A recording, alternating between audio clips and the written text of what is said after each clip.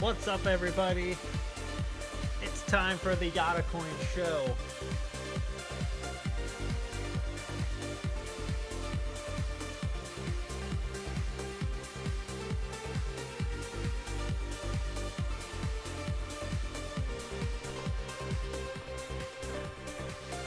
All right, today we're going to be talking about crypto safety.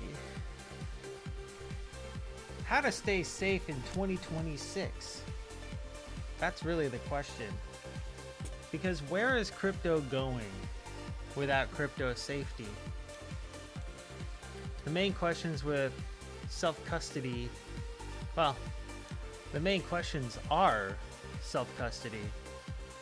There's so many jaded people, there's been so many hacks, been so many billions of dollars lost.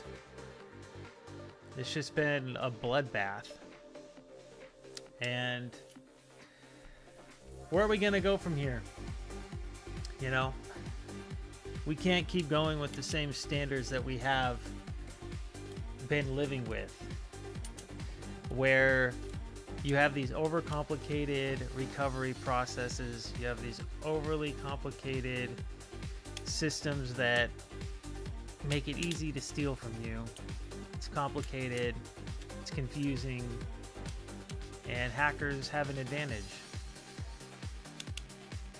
We're not going to get adoption like this. We're just going to end up with the same exact thing that we have now. It's just going to be online banking, and we're going to call it crypto. That's what's going to happen. People are going to say, oh, I won't do it unless I have insurance. That's it. And that will be the end of that. Or at least the death of what we originally wanted. It will be the death of the original goal. And that is not what we want.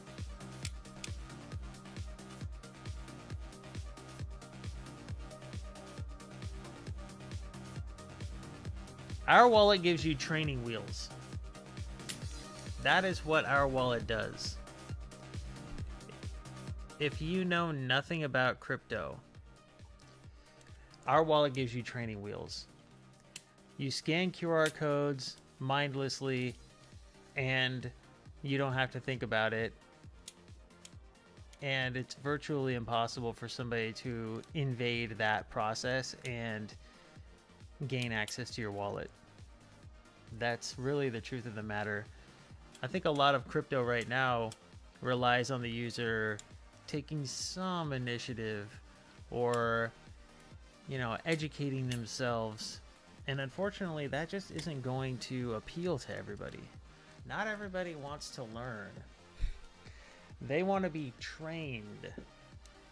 That's the difference. They don't want to have to think critically about what's going on right there, right then and there. They don't want to have to be thinking, oh, am I getting phished? Oh, is this an attacker's website? They don't have to think about all that stuff. And you don't have to. With our wallet, you just scan QR codes. That's it. And then when it says, do you want to protect your balance? You say yes. That's it. It's training wheels for crypto. Something that the industry desperately needs and doesn't have. It needs a training wheels solution. Something that allows newbies to learn and stay protected. Something that doesn't allow them to mess up. It's like, oh, we have this recovery method, but it requires you to like write this PIN number. It's like, if I'm going to have the presence of mind and the prudence to write down my PIN number, then I would have done so with my private seed phrase. It's just, it's like Bitcoin with its hashing, with its hash play. It's just like, oh, how can I add more technical layers to this? It's like, you're not getting the point. People don't want that. That's not going to appeal to the average user. Anyway, rant over.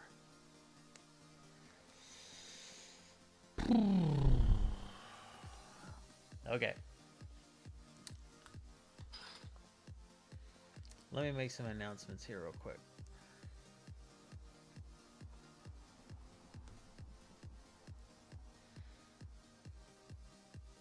Since I think there's just one person on here.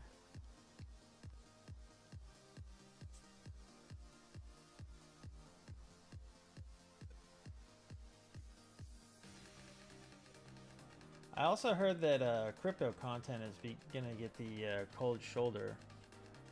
So I'm kind of testing out to see if crypto content is getting censored. Because, you know, freedom of speech, but not freedom of reach, right? That's bullshit.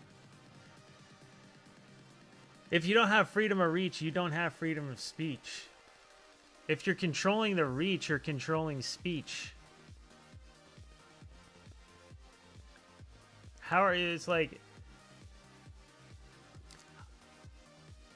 okay, so you're not controlling what I say, but you're controlling who hears it? That's kind of wild. You know? What if people want to learn about crypto?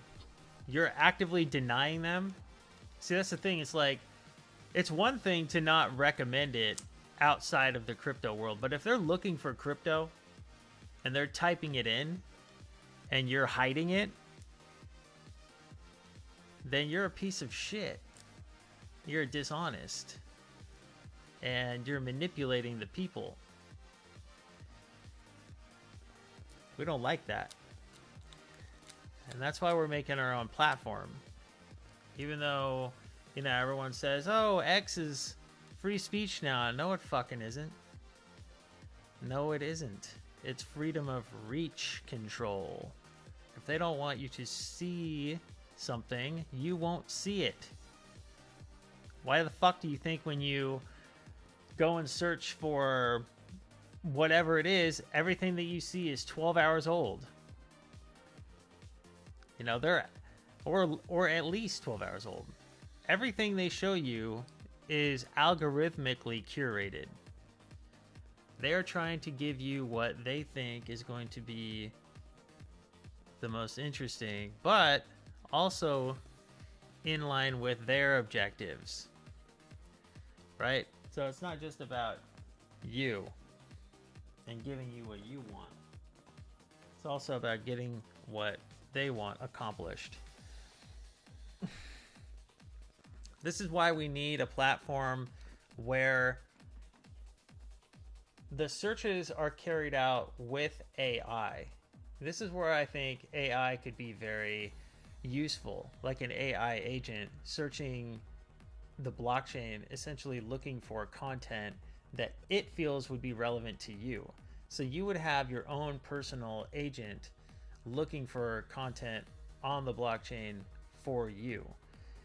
It would be much different than a centralized algorithm that is constantly being fucked with by billionaires to, you know, drive their own agenda, possibly politically, whatever it is.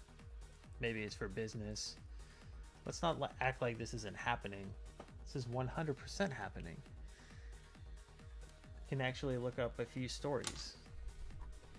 Let's go ahead and do that. 2026 is going to be the year crypto content is filtered.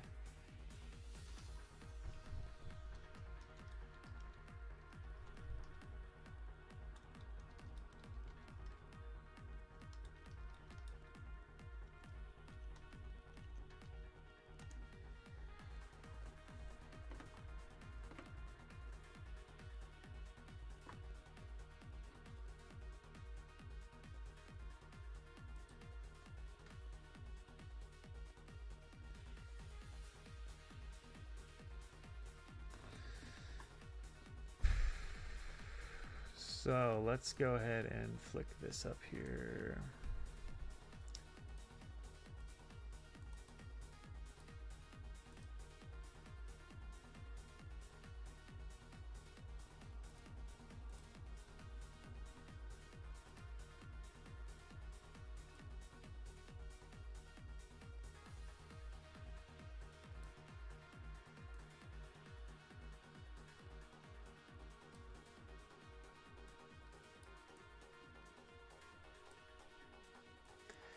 All right, so we'll go ahead and I guess put me over here.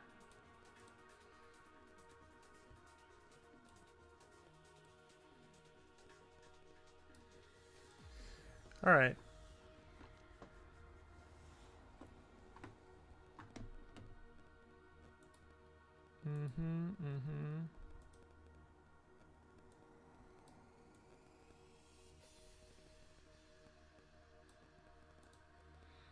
All right, so regulatory shift. In November 2025, the SEC's Division of Examinations published its priorities for fiscal year 2026, notably omitting the dedicated section on crypto assets that had appeared in previous documents. Change in stance. This absence is viewed by many in the industry as a shift towards less targeted, more integrated regulatory stance, where crypto assets are no longer treated as separate, isolated risk category. No free pass. The omission does not mean the end of SEC scrutiny. Anyway, let's look at this.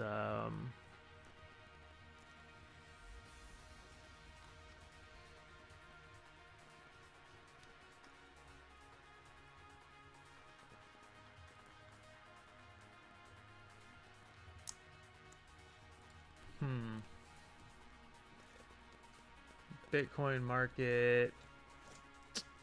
On X. Let's look at this. I think it was on X. There's no official announcement from X about filtering out crypto. Instead, recent news from 2025 indicates a potential pivot towards greater transparency in content algorithms. This is... Okay, let's use the word throttled then. Throttled out. Yeah, there's no official word. Effective January 15. X's updates. Expand definition of user content. AI prompts and output. Data. All in.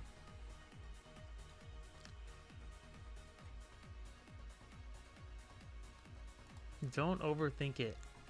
Crypto is pretty dead right now. Is crypto dead right now? Yeah. How's it going, Bacans? Go ahead and drop your wallet and we'll do an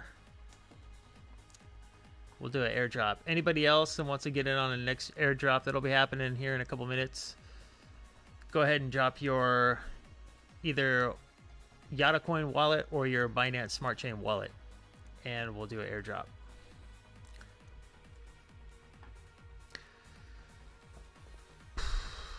No need to spin up some conspiracy about Elon, crypto posts, and that being why your reach is tanking. Oh, so this is just... So there's now this like thing that if you believe that crypto stuff is being throttled, that you're crazy. It's weird because quite a few people seemed interested. 1,700 likes, 480 reshares. I don't know.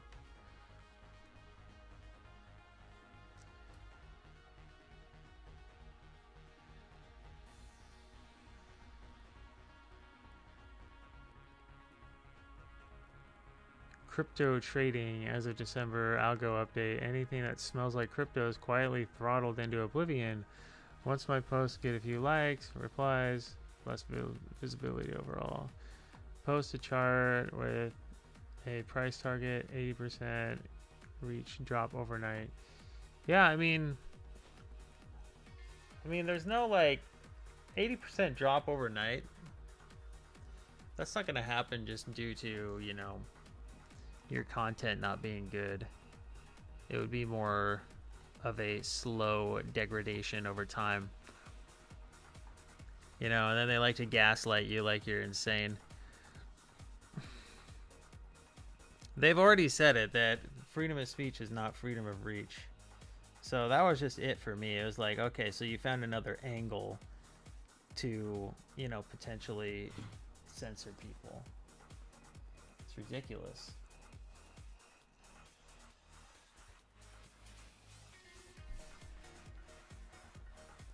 All right, I got your address. I'm gonna go ahead and put this in.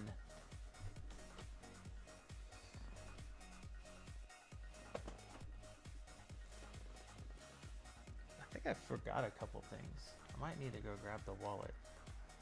I don't know if I have it on me. Okay.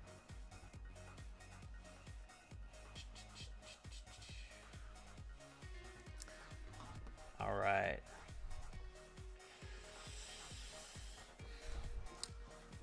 People keep saying that crypto's dead and that, you know, crypto related content is quote unquote dead.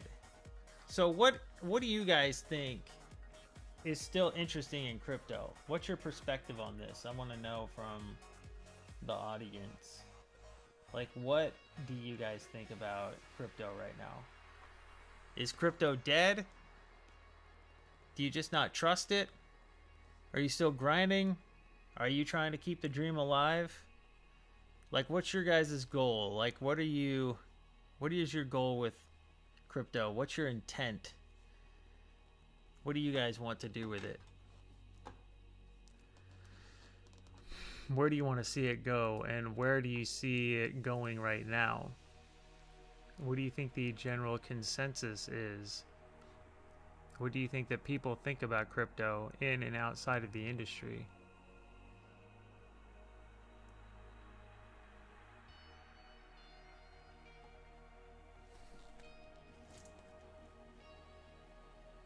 You think that it's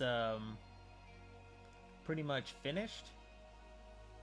Think we ought to get out while we can?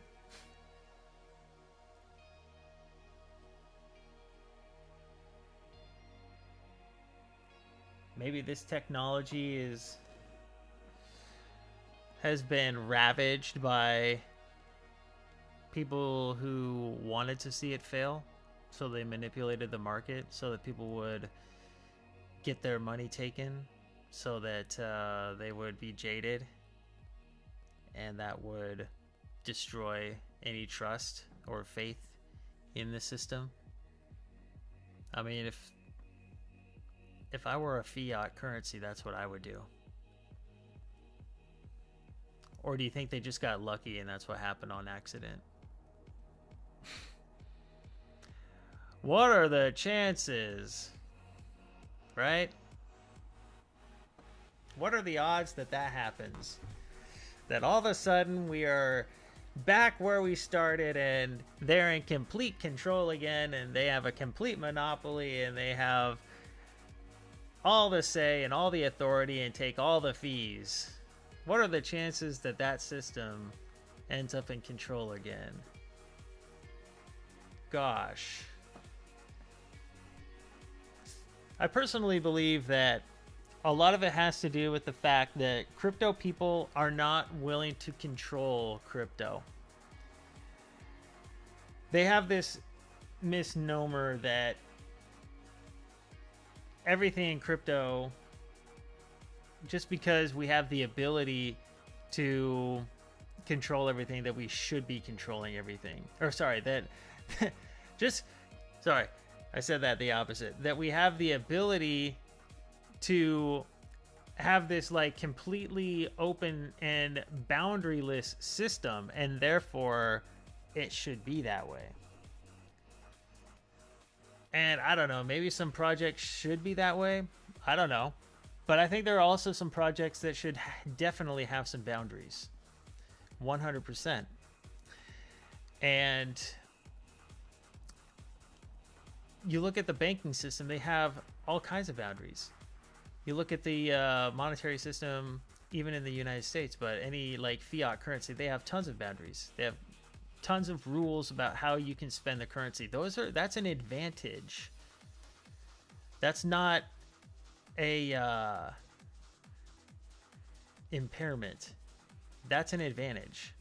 They have an advantage by controlling your ability to spend fiat currency. You know, even when we tried to like ban someone spending stolen crypto from an exchange that got hacked, we had a bunch of people, and I won't name names, talk shit that we were controlling the currency too much when we were just trying to stop people's money from getting sent to criminals. It's like, what? You know what I mean?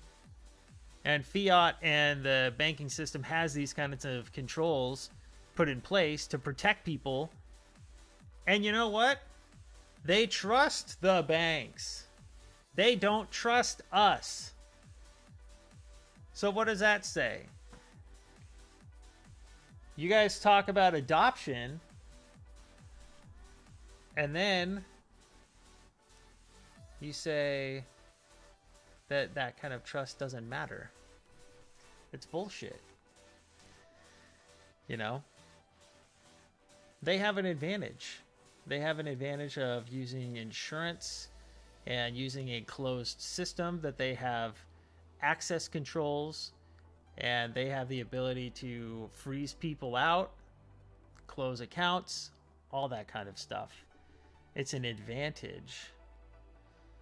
It's an advantage.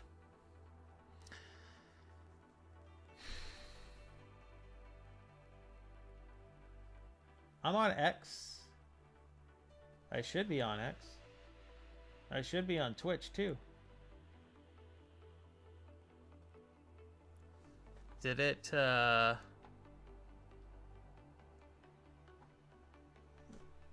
maybe I'm not, maybe Twitch is not working.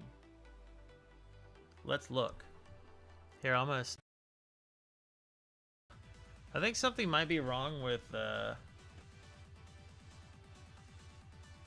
Twitch.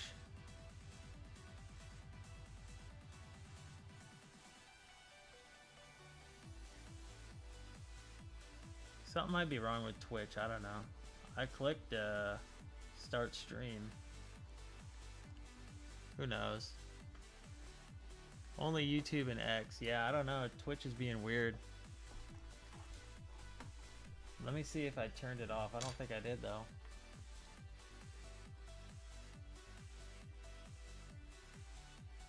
Wait, what?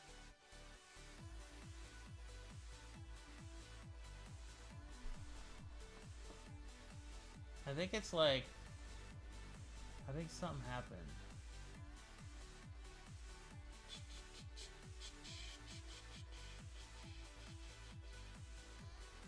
Something happened to my channels.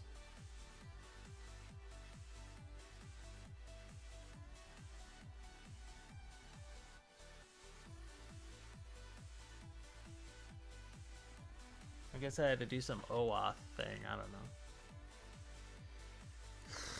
Again, you know, like this whole authentication thing too. It's like I have to ask for permission to use my own identity. Let that sink in. You know? Come on. What is that? An error occurred. Getting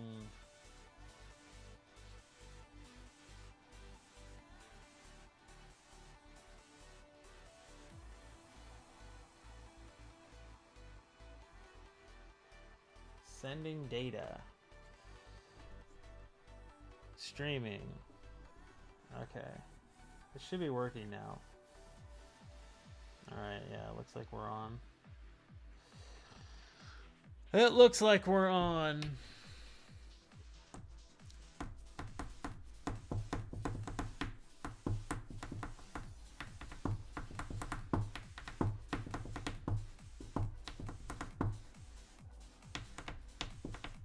Yeah, so anyway, control to some extent is a feature and it is an advantage, but I think that and I know that a lot of people in the community buck against this, but we should have opt-in control. Like, people should be able to subject themselves to that level of control. And what I mean by that is that they get additional safety in return for those additional layers that would be considered maybe centralized control, right?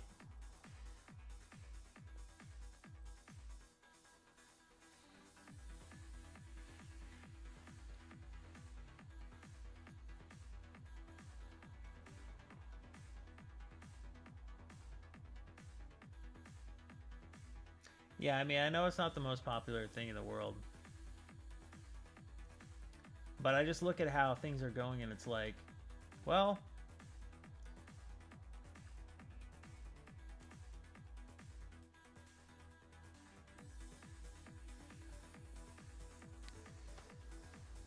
you know, how are we going to gain people's trust? Right? And this world where it's like we have to have it be the wild, wild west, or else it's a pile of controlled government infected garbage, I think is misguided. I think that there's a way to give people safety without, you know, ruining the spirit of crypto. Because the thing is that you guys are taking self-reliance to the extreme, where, not you guys, but I mean just like the industry in general, but like, because I don't know, like, anyway, I won't even get into that, but I'm just saying, like, this extreme self-reliance, which I think is, you know, self-custody, which is awesome, but it's like we have like this privacy thing, and like everyone's just extreme privacy, extreme confidentiality, extreme self-reliance, to a point where now that, and it's like, unless they live in this world of like, you know, hiding my keys somewhere and hiding this and hiding that, it's like this hidden identity. It's like all this hiding, and it's like not everybody wants to be like that. Not everybody wants to like put their private key somewhere and use a password in a different language and hammer their key into a metal plate and all this like survivalist stuff. Like, you know, these people aren't gonna start a campfire with a bow drill, whereas the other people will. They're just different kinds of people out there that have different priorities. Maybe they're lazy, whatever you want to call them, but you know, they don't want to manage it at that level. And then those people, of course, are easy targets. And so that's why our wallet is awesome, because they're not easy targets anymore. Okay?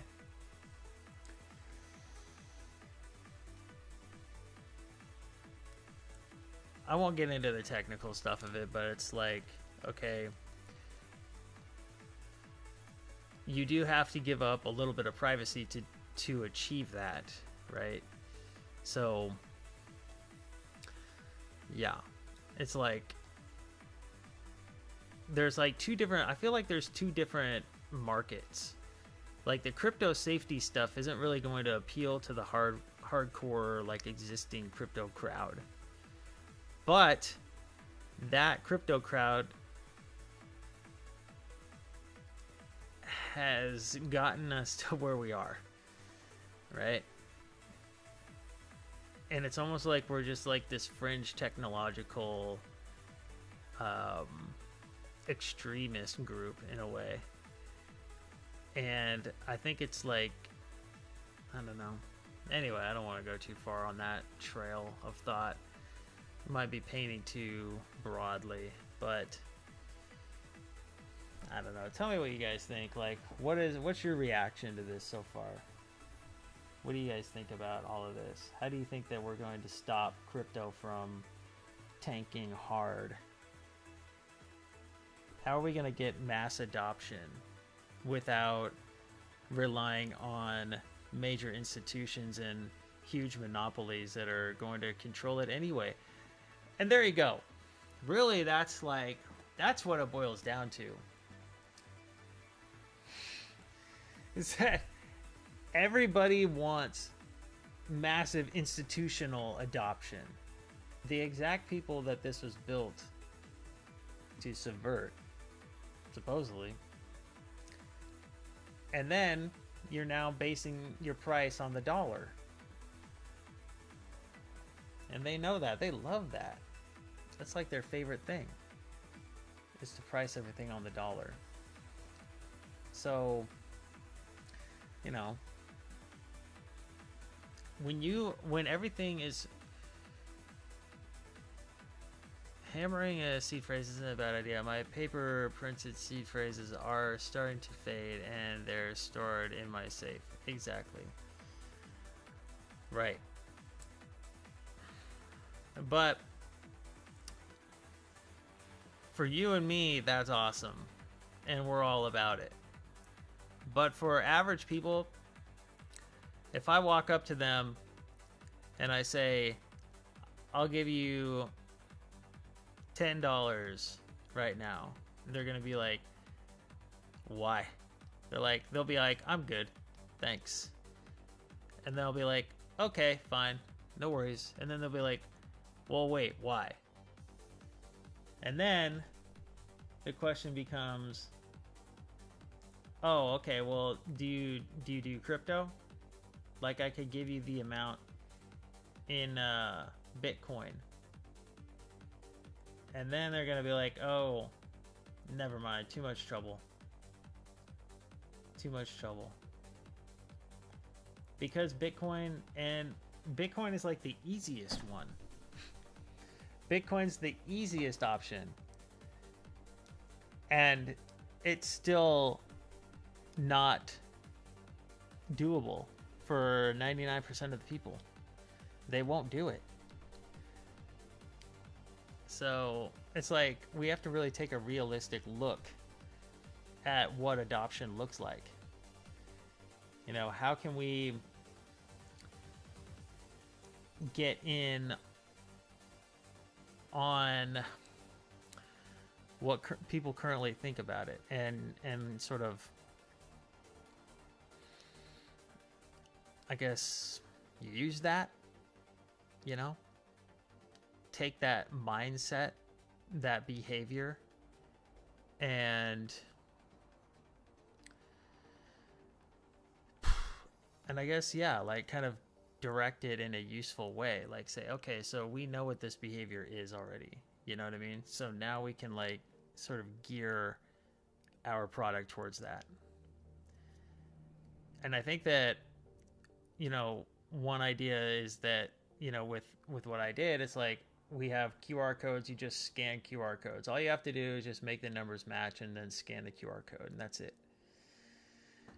Granted, the screens could be easier. There's probably too much information like right on the first screen, and it's like, okay, what are you trying to do? We probably could have an AI agent, you know, on the front end of it. So all they have to do is say, oh, here's what I want to do, and then it can respond if, you know, it can do that, or try to figure out what the user's actual intent is. I mean, I think that level of user experience is necessary because most people don't have any clue what to do when they get Bitcoin. Not a single clue. They don't even know what a Bitcoin address is. Like, a lot of people think that the address is the QR code. Like the picture, not the data behind it. They don't even know that there's data behind it. They think the address is the picture. You know, forget knowing what a private key is or anything like that. They don't know that stuff. And that's all domain knowledge. They don't have to know that shit when it comes to online banking. They don't have to know anything. All they have to know is, they don't even have to know what money is. That's how easy the traditional system is. They don't even have to know what money is whatsoever.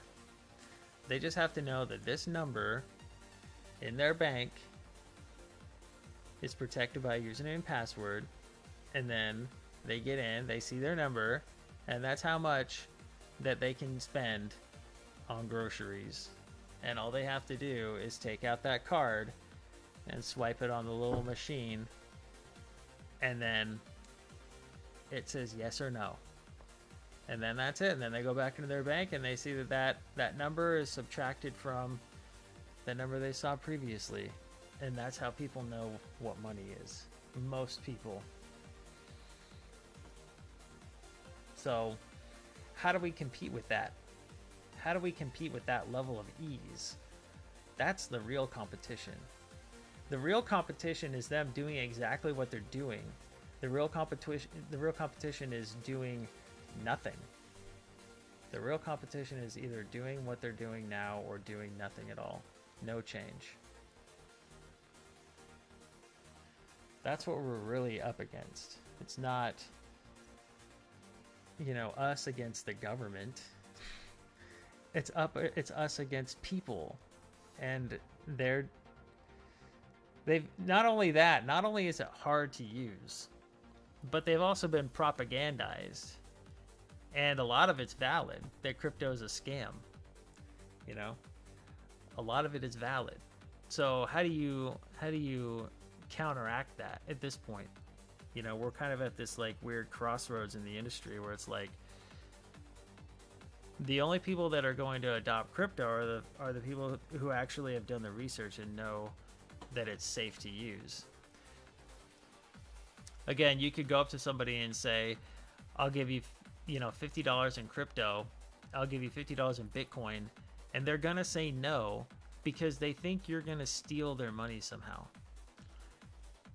Even though it's not even possible, like if you just sent them $50 in Bitcoin, it'd be impossible to steal their money that way. But, for an attacker dealing with a novice, maybe there is a way. They could route them through some kind of user interface that could get them to expose their credentials somehow. But to somebody that's trained in Bitcoin or whatever cryptocurrency, it wouldn't be doable. They would be able to catch that easily. They would just say, okay, well, I'm not using any of your software. I'll just give you my address and you can send it to this address. And if you don't want to do that, then this is probably a scam. But even if I went up to somebody and said, I'll give you $50 in crypto, all you have to do is give me your Bitcoin address. See right there. They're like, I don't have one. Never mind. Fuck it. I don't have one already, so. And then it's like, what I was talking about either yesterday or the day before, it's like, okay, well, we could change onboarding by giving them a seed and then them instantly changing the password. But it's still a process they're not familiar with. Even if you did that, and their funds would be safe because they'd be rotating the key on chain and then the funds would be forwarded to the new rotation. So, and they would be totally safe and they wouldn't have to start their own wallet necessarily. But then what do you do? What do they do after that? Then they're going to have to go to an exchange and sell it. What's going on? Happy Wednesday. This is me just ranting, basically. But I'm looking for input, because I want real solutions.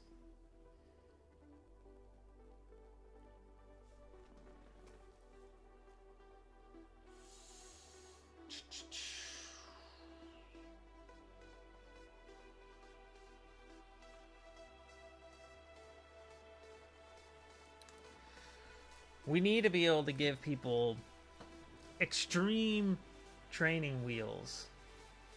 Extreme training wheels. That's what I'm focused on. It's like, how do we get someone who even has some kind of disability to where a hacker couldn't take advantage of them? To where it's like almost impossible for somebody to make the wrong move.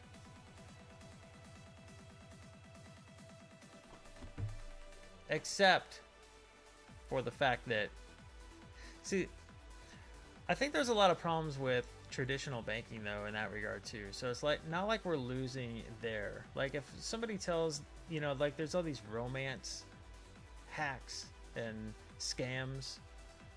It's like if you get what do you call it? I saw this one where this guy impersonated Brad Pitt, and he was telling this lady that he's like in a foreign country or something and is in the hospital and needed money. And it's not funny, honestly.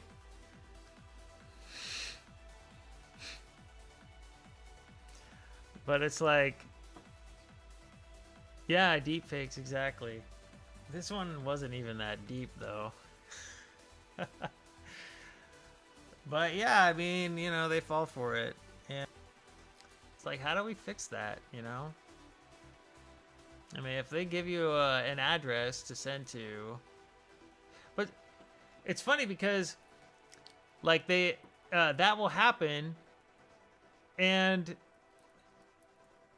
it's not the scammer. See, that's actually interesting. It's like the scammer gets the rap in traditional financing, in the existing fiat system. The scammer gets the bad reputation. But if a scam happens in crypto, crypto's a scam. That's bullshit.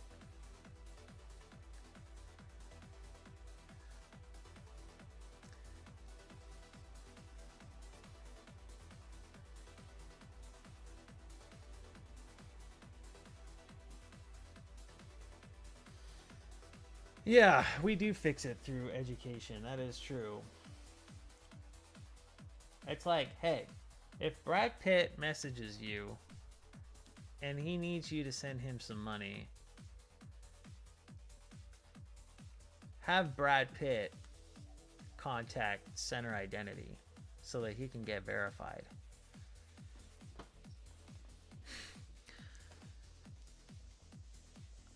I think like some one-off identity verification service would be very, very helpful. If you could just charge like $1 to just verify somebody is who they are, or who they say they are.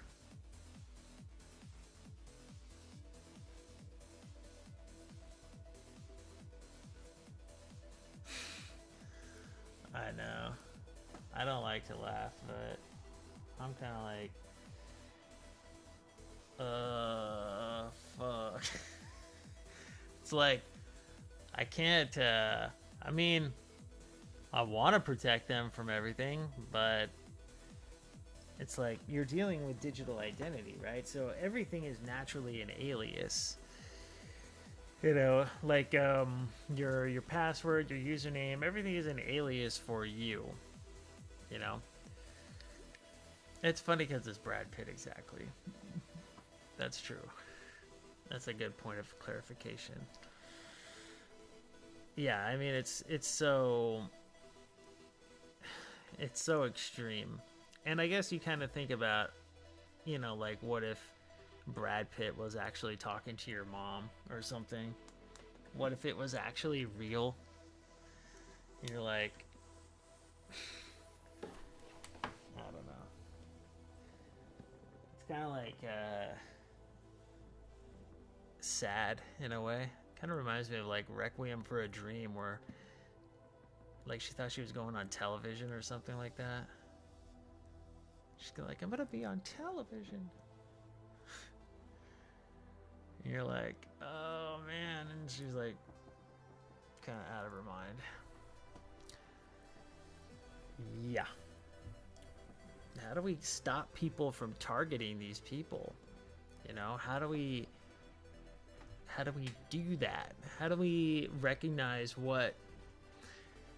If we could, we would win the world if we could recognize bad actors in the system. That's how we would win the entire thing. If we could figure out who is not in the network. Bonjour from France. I knew we were bound to get some French folks in here, because we have quite a few French folks in the Discord. Bonjour.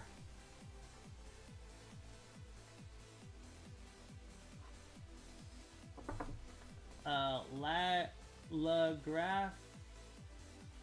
Graphie Marie. Did I say that right? Okay. Yeah. Yeah, we just achieved affiliate status on Twitch. So we've hit a number of goals. Let's look at what those are.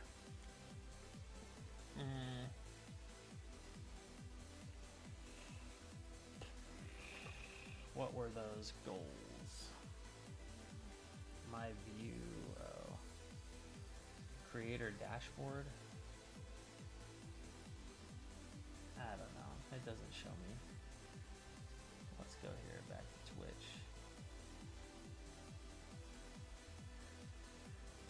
You gotta pull some serious numbers to get partner though.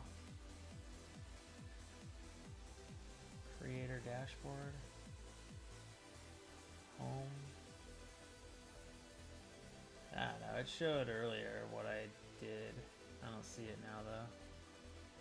Anyway, there was like 4 out of 4. There was like 4 goals, and it was like a certain amount of concurrent users, certain amount of followers, certain amount of broadcast time, all that stuff. But yeah, we put in almost like 27 hours or something like that so far in this last 2 weeks, 2.5 weeks, something like that. It's been a pretty good effort, but honestly, it's flown by. Whenever I get on here, I feel like the time just flies. Like, I've already been on here 25 minutes since I turned this stream off because something broke. I think I've been on here for an hour.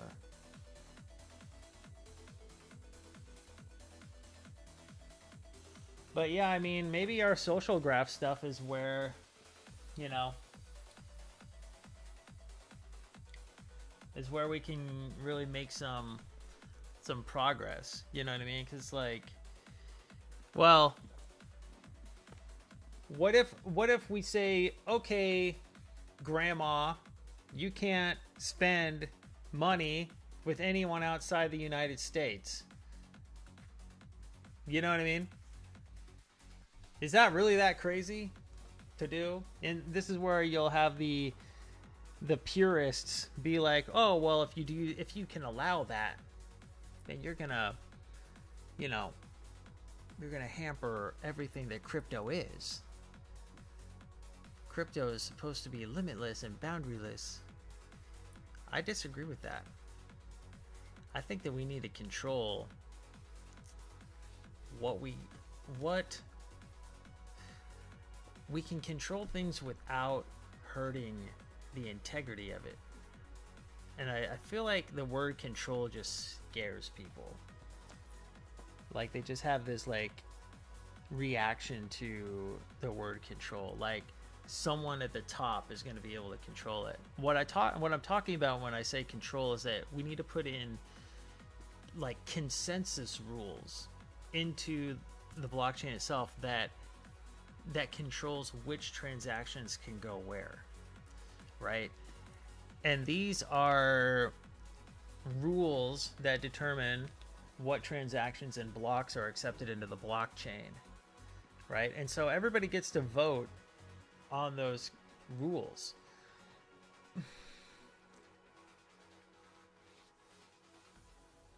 Oh.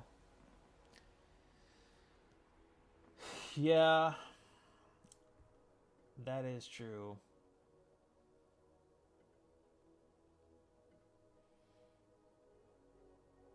Do the ads play while I'm on? I thought they just played at the very beginning.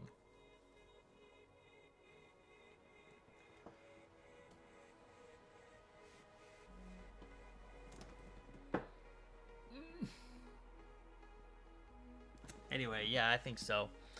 YouTube doesn't. Okay, well, you can get this on a non... If you pay for YouTube Premium, then yeah, I think you can get this live feed for free. So it is what it is. Yeah.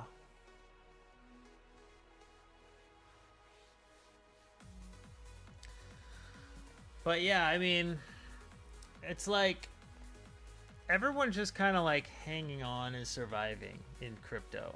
I think at this point, everyone's gotten, like, most people have gotten completely annihilated, or they made some gains and now they're just kind of, you know, hanging on to where they are. Correct me if I'm wrong, but I don't see anybody screaming about these huge moonshots at this point. I don't see people looking at moonshot project content. They're not looking at price predictions. They're not looking at, you know, how to keep your crypto safe or, you know, anything like that. They're not looking at it. Yeah, YouTube Premium is great for music. Let me plug my thing in here.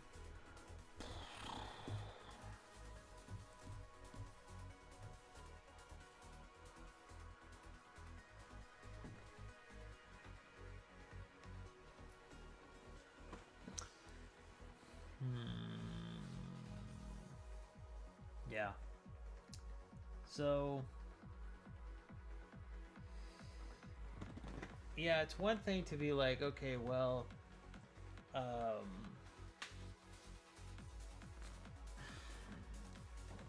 you know, oh, someone tried to attack your wallet and take your you know, money from your private key. That's cool.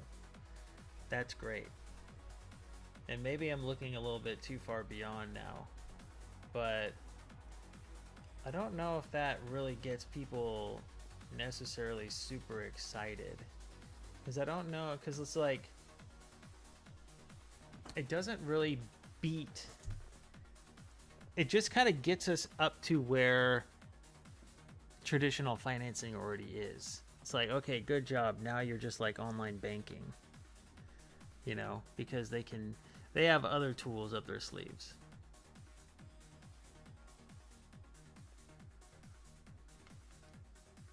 They can actually block things from different regions, and, you know, a lot of the banks only have like an ability to operate in certain areas. But, you know, they do have a problem with so, you know, identity management and that stuff, that they have, because they can limit the amount of money you can send at one time, things like that. But they do still have like wire transfers and things like that, where if you send it out, you're sort of screwed if you don't catch it within like 24 hours. So I still think there's work to be done as far as where you can send the money. But it's a dangerous feature to add, you know? I will say that you have to do it right. You have to do it right. Because if you don't do it right, you're going to give somebody too much control. Or it could be used improperly. You know, if you demonstrate the ability to do something like that, then you kind of open up the ability to for other people to compel you to do that sort of thing, I suppose. But that's for like really, really big projects, I feel like. We did that for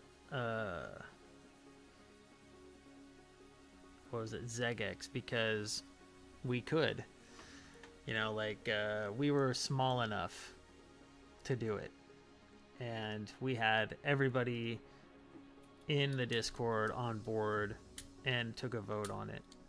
Now, if the project were a lot bigger and not everybody was just, you know, conveniently placed in the Discord for us to converse about it, and we couldn't, like, you know, just update the whole entire network in 24 hours, then we wouldn't do it. And yeah, I mean, and I think that's kind of how it goes. Like, you know, we'll get to a point where it won't be possible. So I think that problem just kind of, fixes itself. So like you get to a point where it just becomes unsafe really to do it, because you'll cause a fork in the network, and if you do it any slower than that, then you negate the entire purpose, because the person will just move their funds before the fork activates. And our coin wasn't even, I don't want to say it wasn't valuable enough, but probably to them it wasn't, and that's why they didn't do anything with it. They didn't move the funds. Like they just sat there, right?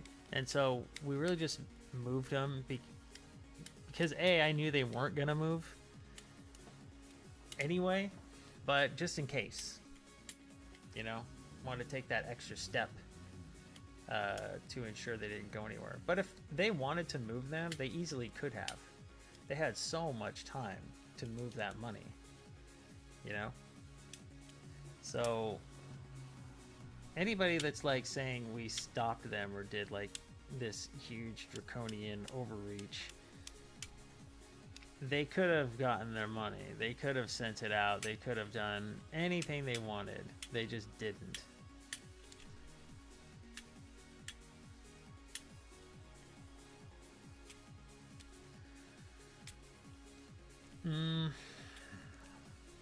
Honestly, I look at mining pool stats. That's a good question, though.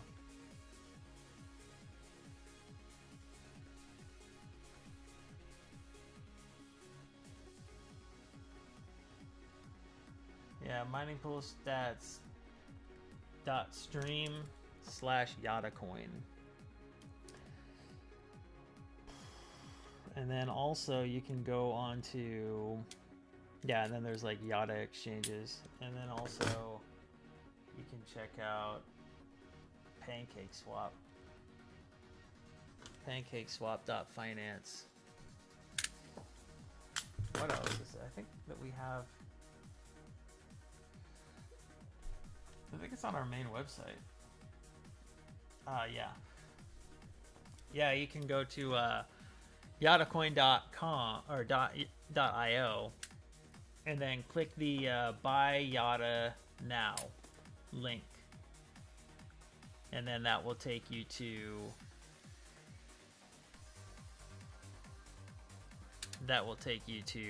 PancakeSwap, and that'll show you the current rate for USDT.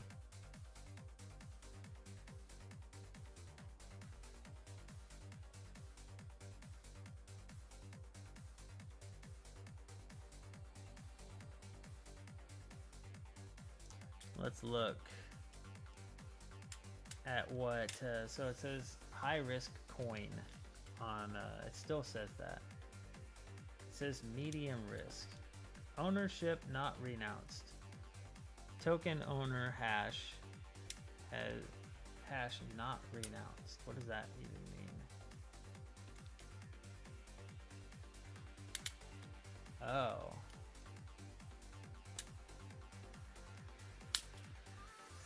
I see. I wonder if I even still need that.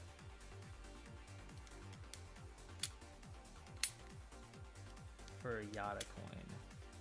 Well, I do, because I mint the tokens. Yeah, see, they don't like that it's a proxy contract. And that allows me to make changes if anything is amiss. Which I don't think any project should launch a coin that they can't fix. If it's not a proxy, then they have to change the contract address anytime there's a bug or anything like that. I don't know. Let's look here. It's basically just ownership not renounced. It's a project contract. So one of them, ownership not renounced is just an attention flag. It's yellow. But is a proxy contract is a red alert, which I think is kind of bizarre. Let me show you guys what this is.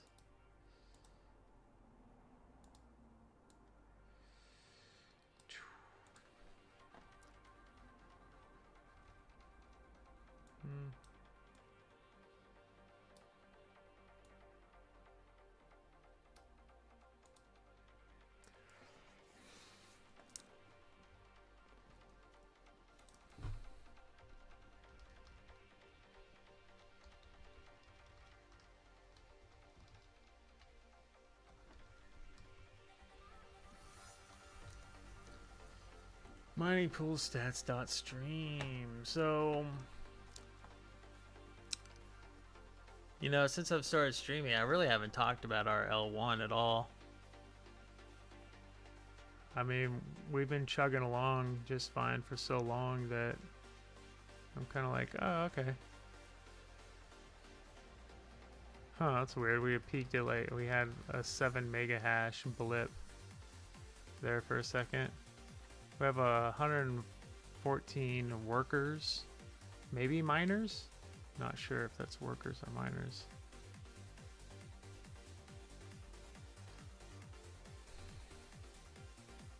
Decentralization is just barely in there. But this side of the graph looks great.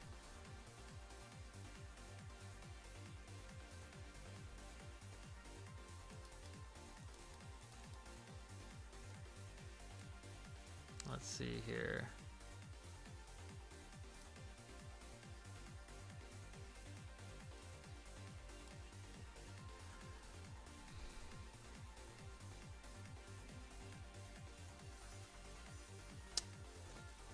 Yeah, I mean, let's look at all these other CPU coins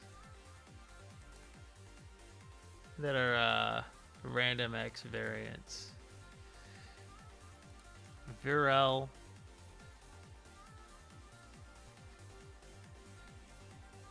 I mean, these are other random X variants. So they're on Safe Trade and Expatron. They have $1,600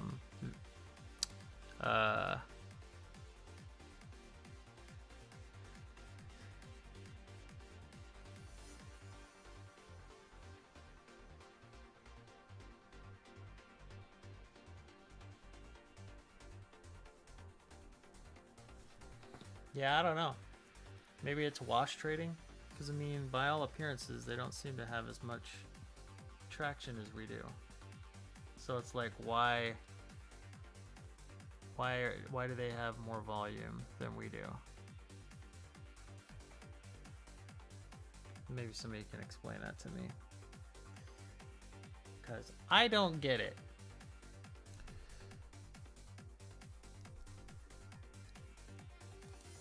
Nox coin.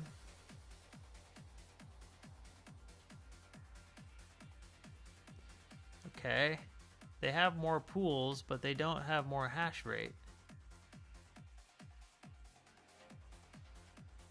Let me guess. $1 million in volume. Oh, okay. They have no exchanges, hardly. Fair enough. Monero Ocean Stream. 3 gigahash. That's a lot. That's a fuckload. $18,000 on Mexi, CoinX. Okay, so this is like, what is this? This is Tari? What in the heck is Tari?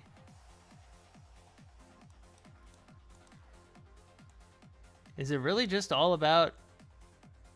Did I just go on a rant for nothing? Is it really all just about, like, privacy? I guess I'm, like, going against the grain too much. You know, maybe everybody's just really intent on hiding. And I guess I'm, you know, I'm not, like, you know, against it.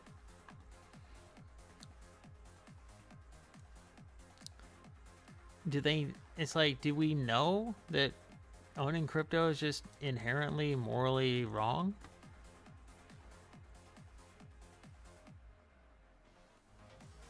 They are just more older, and some of them was pushed by our plant.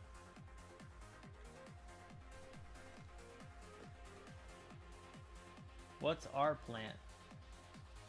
And you're talking about, like pushed, like they were promoted?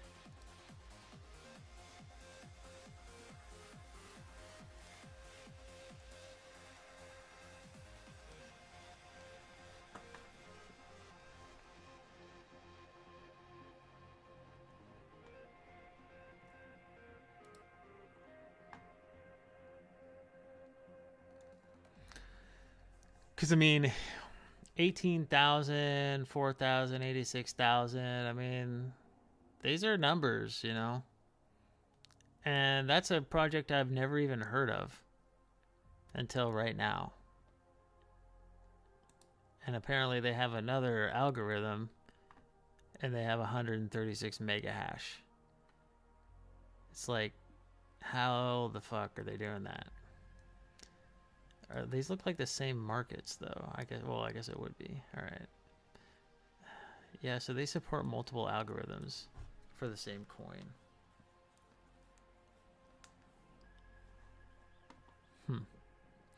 Okay, we'll leave that alone. They split rewards 3 or 4 ways, I think.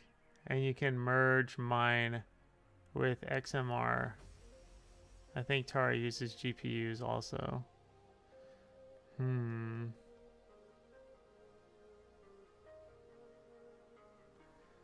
Okay. Bonero. Looks like this one is effectively ruptured. Goose. 0. Another. Tango uniform. Salvium. Dpamp is a big proponent of Salvium. We're looking at them. 89 mega hash. Yeah, I swear to God, if this key log stuff did something with privacy, oof, we would be right in there.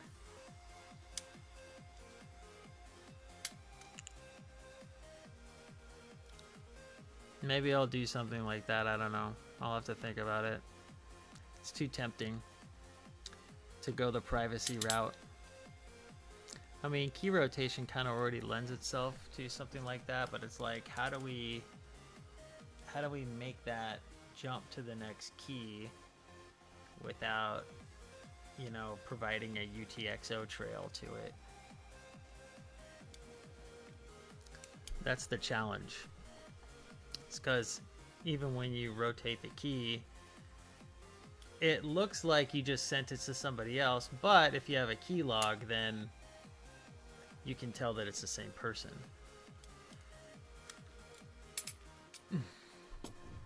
So we're actually sort of foiling privacy at that point.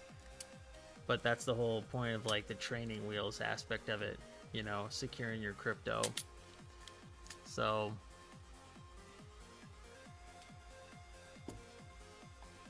I don't know. Shouldn't have to be a trade-off.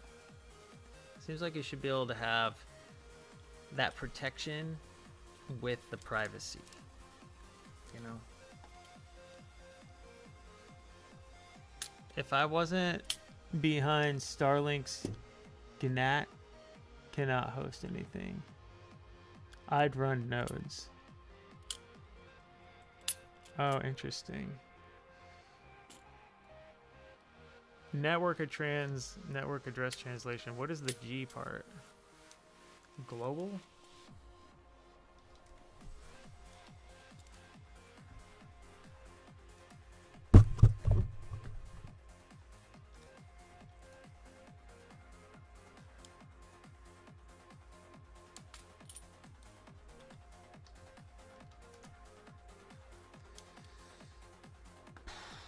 Well, CGNAT, carrier grade NAT, is a massive scale version ISPs use.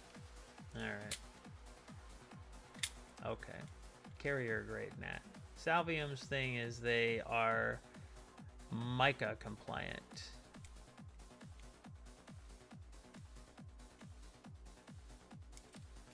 Right. So they're like Monero but compliant somehow. No worries, I was just looking it up. I had not heard GNAT before, or just NAT. I'm still mad that Pecunia. Oh yeah, I know. Well, it's the way we do. It's the way we do it because we're hard coding. It's honestly because we're hard coding the nodes inside of there. We could have. I need to change that. I mean, we're like almost there with the setup. You know what I mean? But we just need to make it table driven instead of I'll show you. Why not, right? Since we're doing it, since we're here already.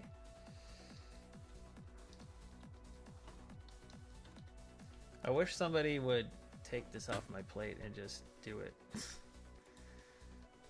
Honestly.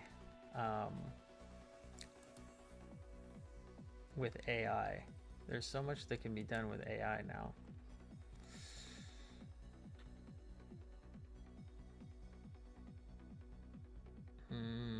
Where is it? It's not chain.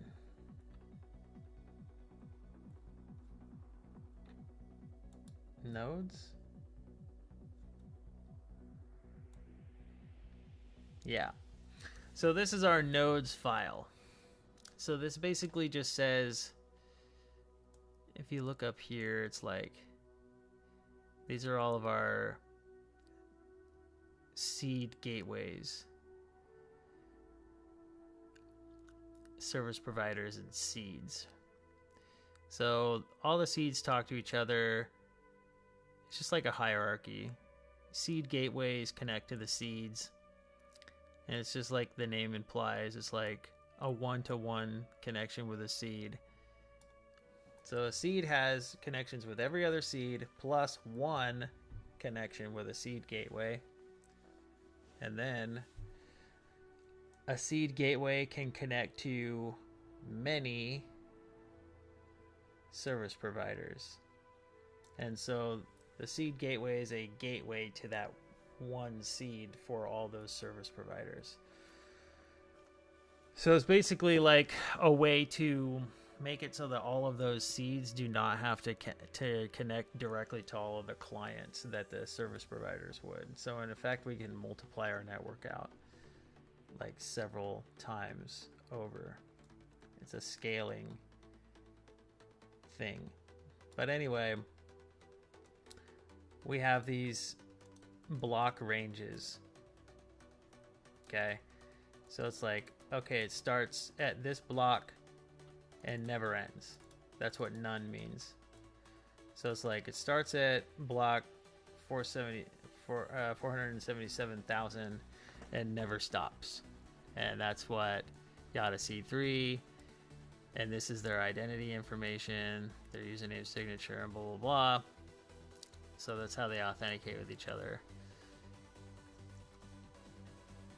So this one starts at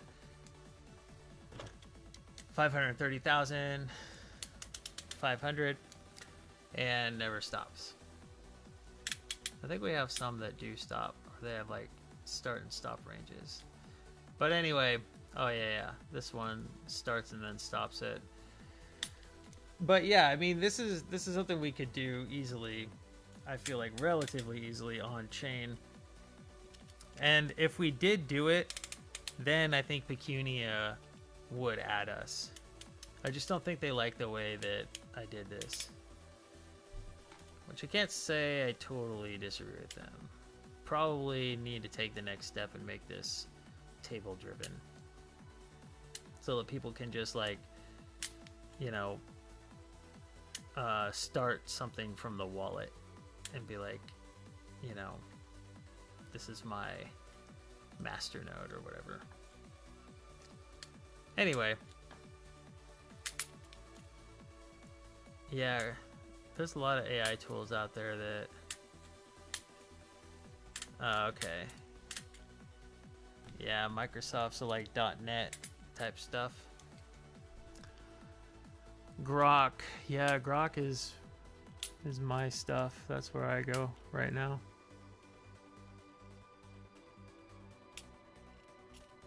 Yeah, I prefer Grok, but I haven't honestly used Claude or Gemini. I haven't really even used Copilot that much. So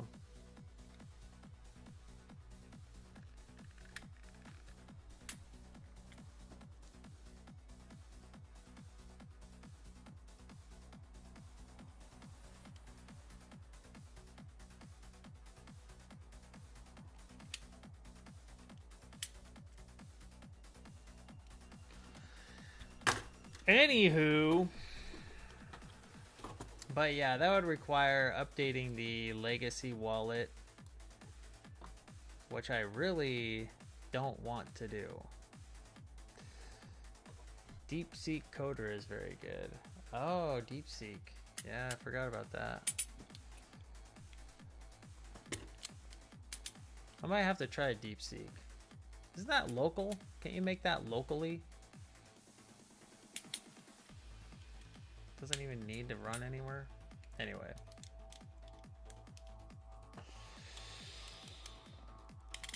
One thing I'm seeing is the rise of these like home appliances where you have like this home sort of supercomputer that can make inferences.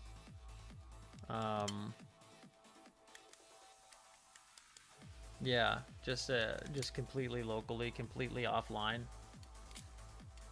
Like the model and everything is on it, and you just can like shoot, you know, prompts to it, and it will do everything completely offline.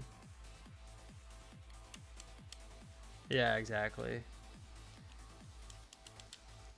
Yeah, I think that the home, I think since everybody's kind of like into the privacy stuff, they'll probably, the local AI stuff is going to be a pretty big deal.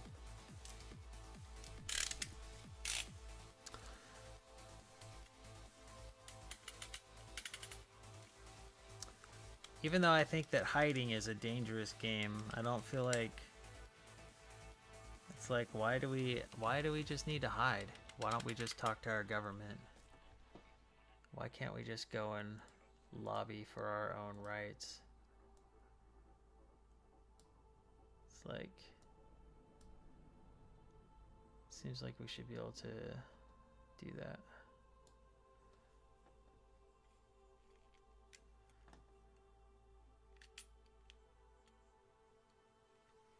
All right, Scafer. Thanks for joining. Honestly, I should probably hop off here. I've been going at it for probably,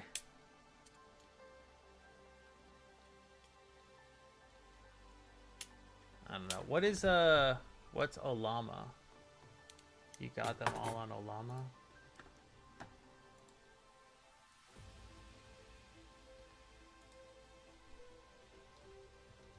Let's look. Olama. Olama floating on a cloud. Cloud models are now available on Olama.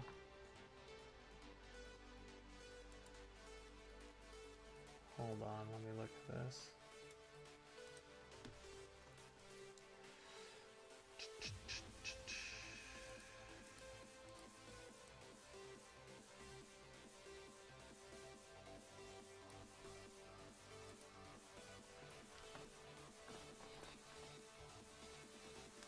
Olama available for Mac OS. You know, it could be that that crypto is just being overshadowed by AI right now. You know, like, who gives a fuck about crypto when, you know, AI is out there? You know, like, maybe we're just kind of like taking a back seat to AI right now. Chat and build with open models. Explore models.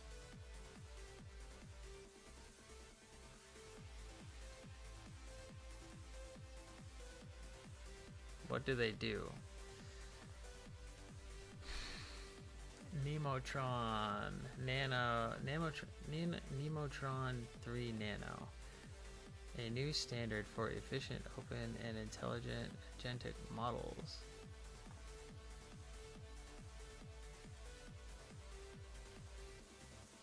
Gemini 3 Flash preview.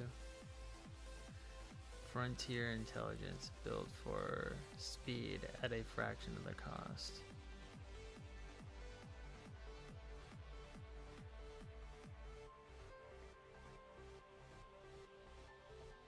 Huh. GPT OSS. Later, Schaefer.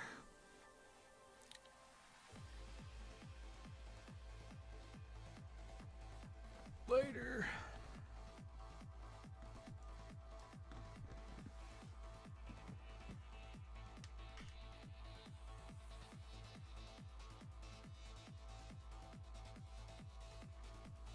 Well, what I'm thinking for, if I could change the subject back to this affiliate stuff, I'm thinking I could use part of my revenue from streaming, if it does get to any sort of level, to buy YadaCoin.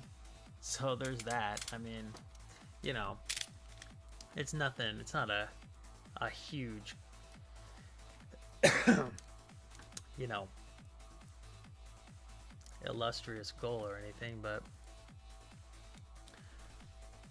I mean, if our you know, volume is $26 a day, then I think probably using streaming revenue might be better than nothing. So there's that. Man, I get distracted easily. We're looking at Salvium. Then I got off on that whole compliance thing. Buys YadaCoin. Where Lambo? Yeah. I know. The thing is that we just need like consistent buying. If we have a price and we have coins that are being minted every day, then we have to have consistent buying. And so we have, the math works out about like this. We have about 12.5 coins being mined every hour, or mined every 10 minutes about, right? So, and then that is 6 times an hour times 24, right?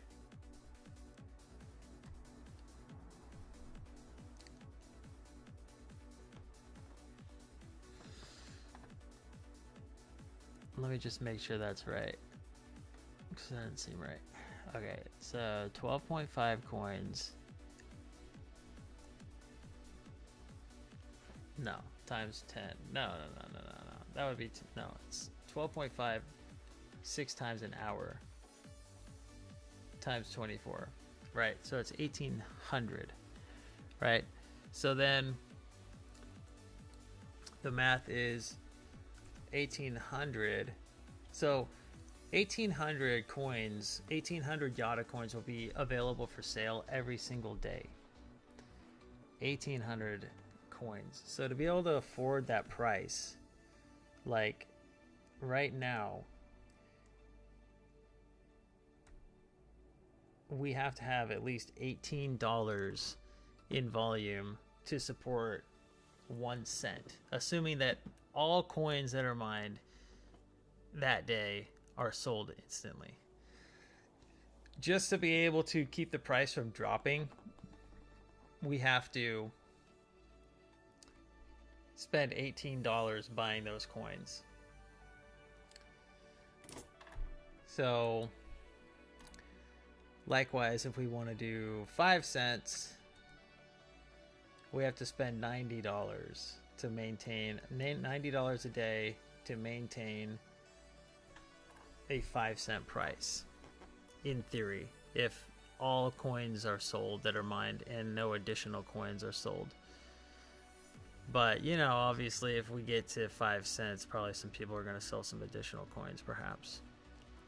But then if we get to 10 cents, then we have 180, and, you know, 9 times whatever. So it just becomes that. So to maintain a 10 cent price is $180 per day.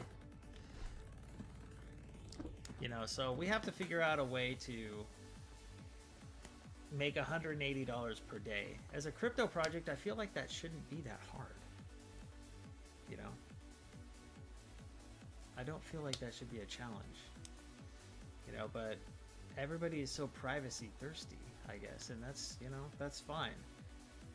I'm just saying it's kind of like not our thing right now. So we're kind of suffering the consequences. You know, it's like we're going after a market that wouldn't mind seeing these in black and white in the Discord. Yeah, definitely.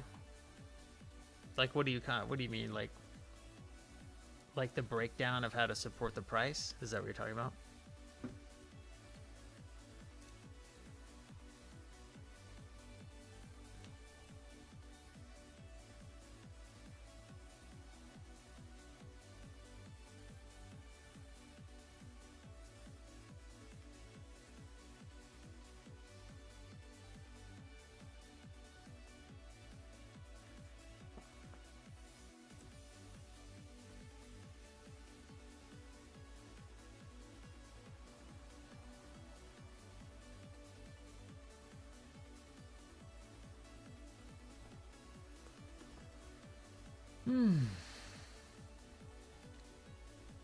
How to support the price? Yes.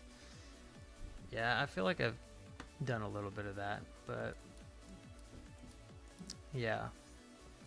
So, but I just don't like, I want to talk about that kind of stuff, but it's like,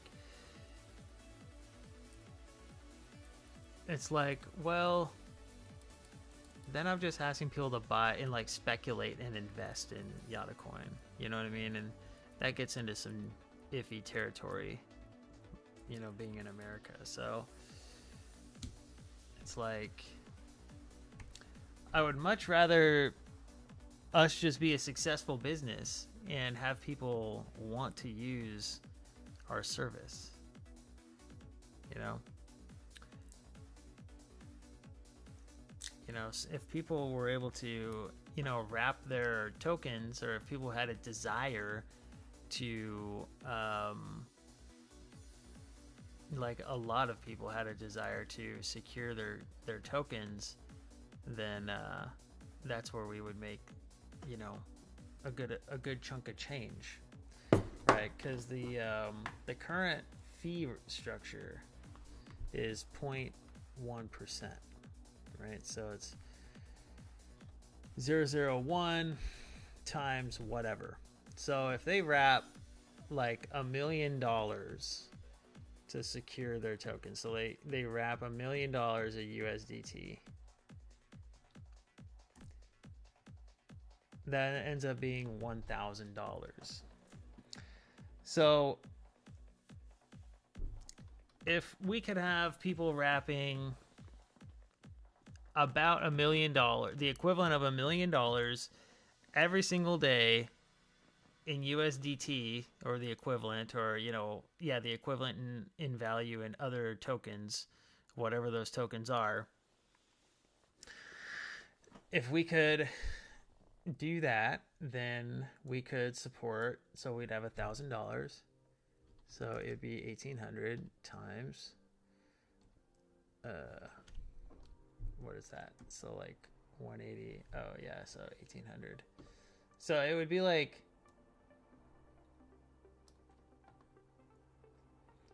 yeah, I mean, if we had 1.8 million wrapped every single day, then we could support a $1 price.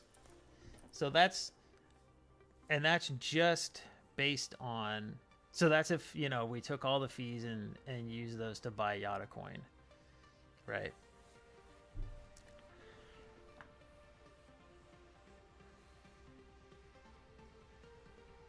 Does that make sense?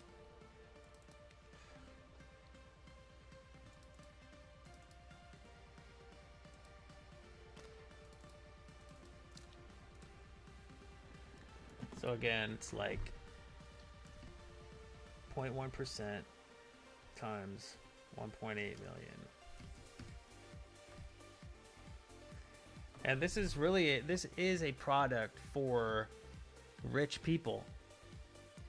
You know, if you don't think it's a product for the beginner or the people who are, you know, wanting to be more educated, then you could say it's a product for the super rich. Then it's a product for whales. And it's a product that will help them not lose their money. So, you know, we have a very good chance of having folks use this for that purpose. I think the real issue is getting the word out to them and then having them, you know, have a look at it. Those are honestly probably the people that we want to talk to anyway, because those are the folks that are going to be able to verify that our stuff is good independently. They will independently verify. They're not just going to be like, oh, you know, what influencer should I talk to or listen to see if this is good? Oh, they haven't reviewed it? Oh, I guess it must be shit then.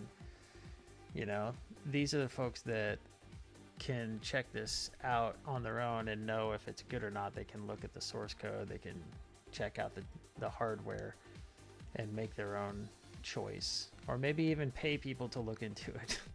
You know what I mean? So, yeah, maybe we're barking up the wrong tree. Maybe we need to find whales. Maybe this is the whale wallet. Maybe I'll call it the whale wallet. Is there one? Maybe we change our whole marketing strategy on air right now, though. The whale wallet. Whale alert. It's funny, nothing's called the whale wallet.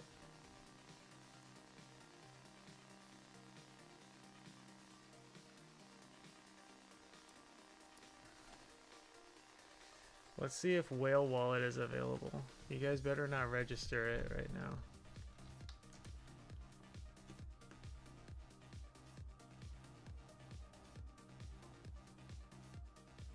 Changing your vinyl cutout name now? I'm a whale, meow. Exactly. Stupid bots. Whalewallet.com. $55,000 for that domain. Wow.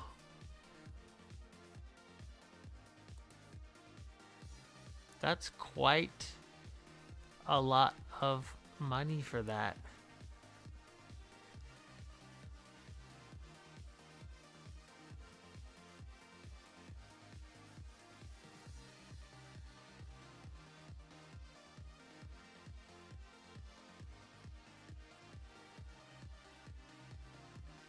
A ledger stacks cost almost $500, and the Yada wallet is accessible to more people, cheaper than Tangent. Yada whale wallet. Yeah. Exactly. Maybe we'll just, I mean, .com is so overrated anymore. .ai, .app is totally acceptable nowadays. .io. Whalewallet.app. Okay. Let's see if anybody's using it.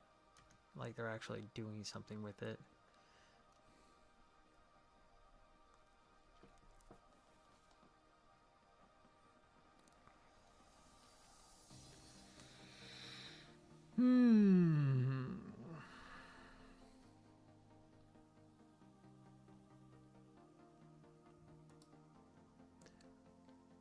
Let me shrink myself again.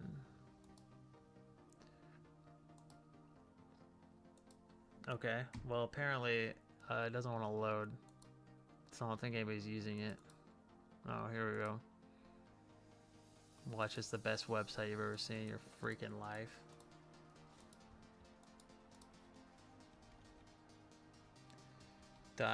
.ai. Whalewallet.ai. Could be 100, it could be, whalewallet.io. Did I already do that? It's already taken. Whale.wall.et.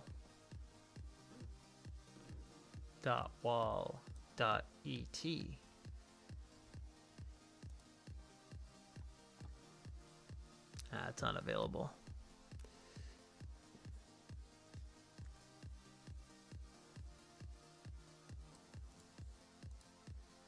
Wallet. Whale wallet.io. .ai. 49 for the first year. Whale wallet. Yeah, we need some kind of branding, I think, like that. We need like a really cool logo to really stick in people's minds. And I think that whale is a really good one. Oh, Cyberhouse Lord. What's up, Cyberhouse Lord? Are those goats that I see?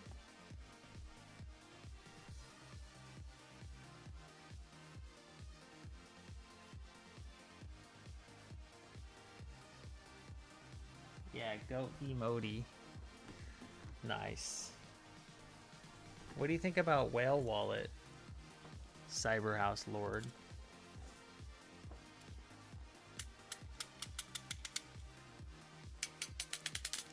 What do you think about it?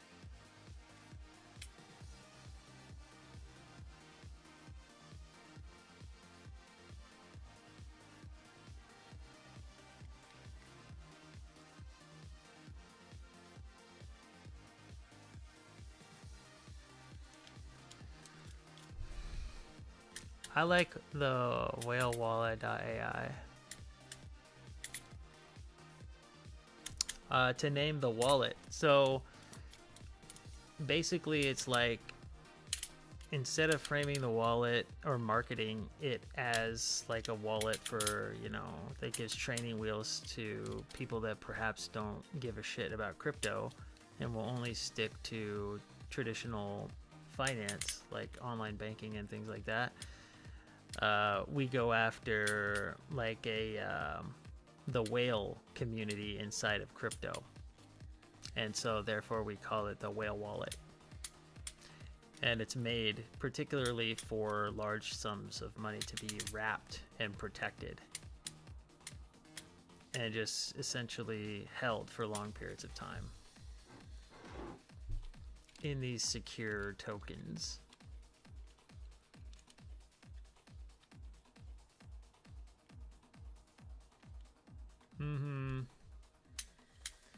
Yeah, I think that AI does not meet the same friction that crypto has. You're not ever gonna be like, oh, AI is a scam, nothing like that. People are just gonna say, oh, AI is, you know, fake and it's creating a fake reality and, you know, all this other stuff like that. But, you know, there's no doubt that it's useful. It's just 100% useful. It's just a matter of how it's used, essentially. Like, we're gonna use AI. It's still a question of whether or not we're gonna use crypto, or who is going to use crypto.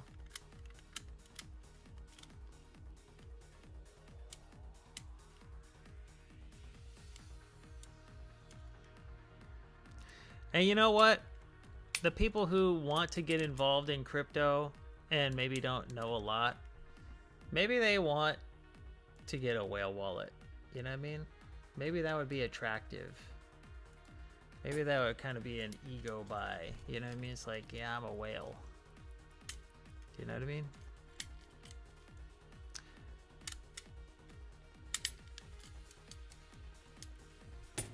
I got the whale wallet. What are you talking about? And it's kind of like the whale is like the top of the financial system. You know what I mean? So I'm just having a hard time believing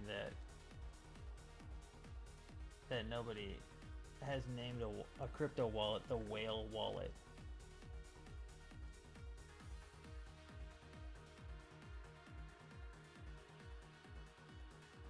And none of the Google top results are showing anything for that. It's all about tracking whale wallets on other, like, you know, whale wallet tracker.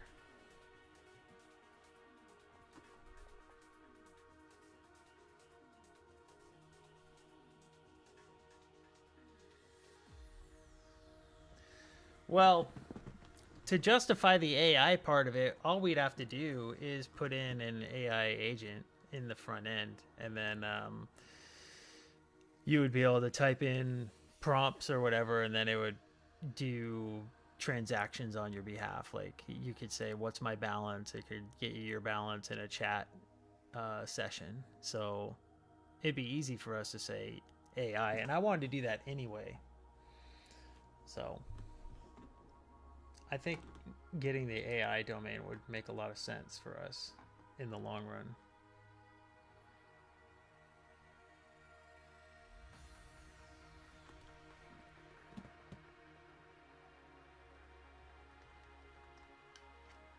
Because we really don't have a brand right now. It's just the Yada hardware wallet. You know what I mean? It doesn't really have a personality.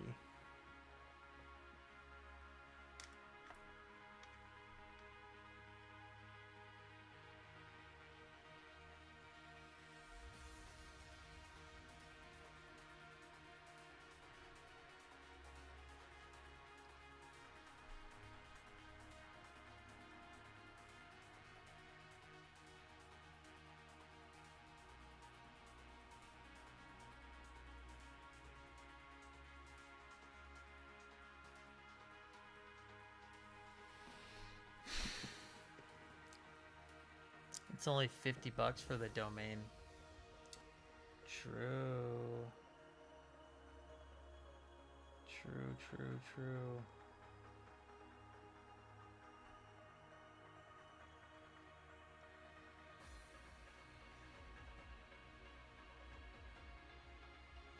I think it's a strong name.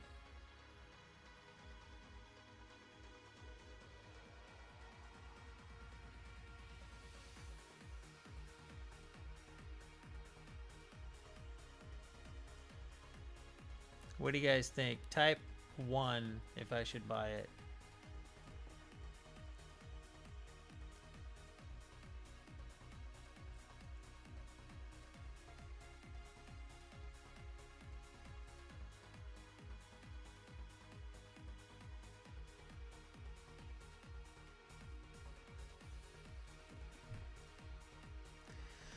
Type 1 in the chat if you think I should buy that. I actually will ask AI.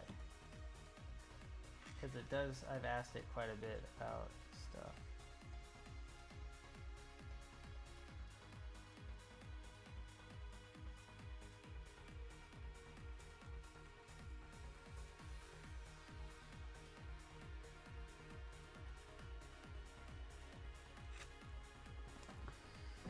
What does it say? It says, yes, whalewallet.ai can be a good domain for your hardware wallet product, but whether it's great depends on your brand goals. Memorable and brandable. This is the pros. These are the pros. Memorable and brandable. Whale is a strong, evocative word in crypto culture. Big holders, players. Easier to remember. The .ai TLD signals tech innovation, which suits a hardware wallet with advanced security tech like yours. It feels modern and startup oriented. Short and clean. Whalewallet.ai is concise, clear in intent, and not overly long.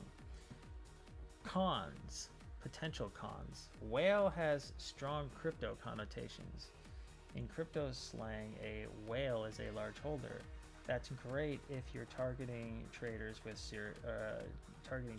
serious holders, which we are.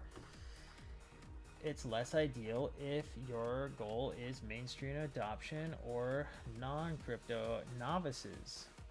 Some might find the term opaque. So,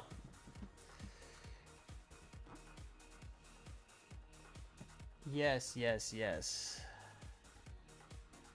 So, yeah, okay, so grandma might not like Whale Wallet. Kind of gotta draw a line in the sand. Or do we? Can we just sell it as Whale Wallet?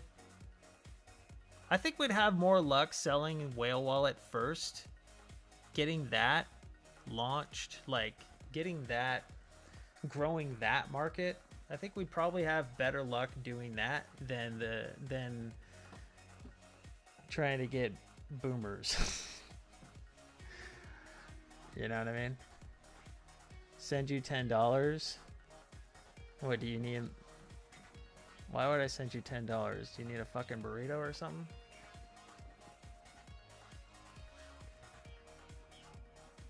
I agree. Grow the market, then switch.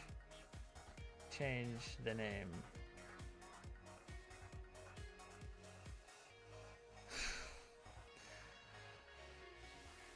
Yeah? It's time for you to fast. Shit. No, I'll do an airdrop. It won't be $10 though. If I made it $10, then I'd have 100 Indonesian accounts show up and inundate the chat with addresses. And I just can't afford that many burritos. $10. Yeah, right. You know, if you don't ask, you don't get. But sometimes you don't get, so.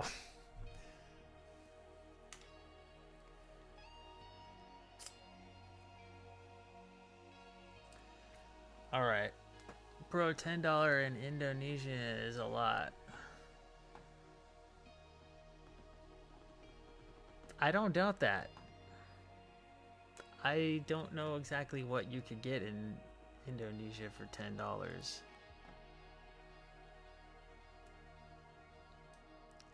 Let's look.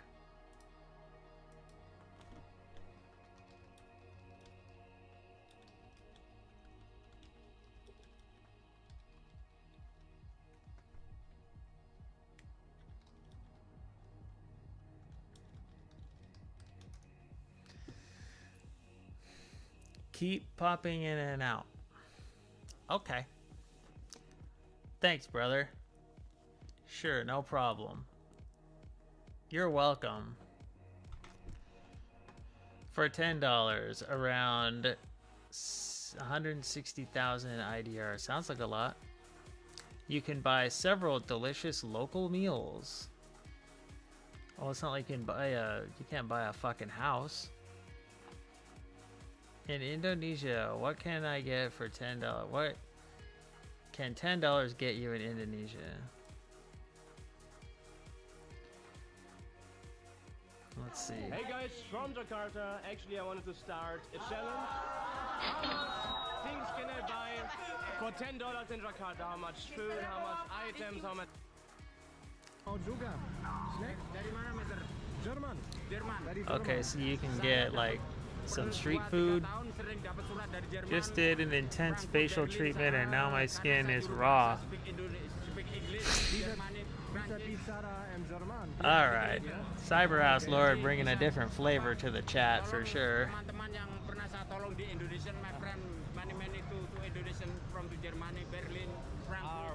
Looks like a sunburn. Damn. That's wild, Cyberhouse Lord. Are you micro-needling? That switched up. Yeah, Cyberhouse Lord coming through with the non-sequiturs. No worries.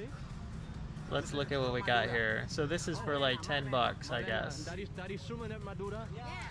So Booty Arianto. Okay, passt. Dann bei Drucker. Booty Arianto. Oktober. This is what you're trying to get. You're trying to Sweet soy sauce. get that little dish right there. It's probably daytime for you right now. Dang, that does look pretty good, bro. Not gonna lie. Wow. Okay. I've received 100 messages today in the chat. Vermicelli. Okay. Yay. I agree. What did they say? Maybe the wallet needs to be more chic, like a leather case and magnet. Oh, yeah. Yeah. Soll man mag ein paar. And for me later. Yeah, you're So totally that right there are about no that. kids That I can share this with, but I still have the other snacks from earlier. Okay, time for trying ketoprak for the first time. Ayo, anda lebih suka gado-gado atau ketoprak? Suka ketoprak. Ya? Lebih lembut. Lebih enak ya? Okay, let's try it. Color looks pretty brownish.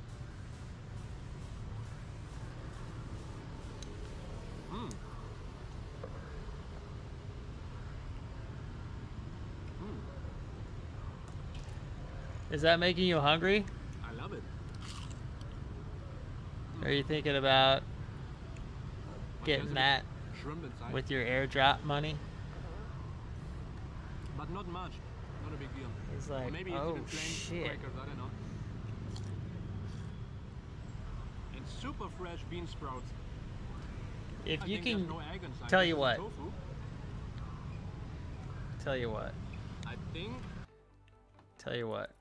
If you can get a street vendor to take YadaCoin, I'll give you $50 in YadaCoin.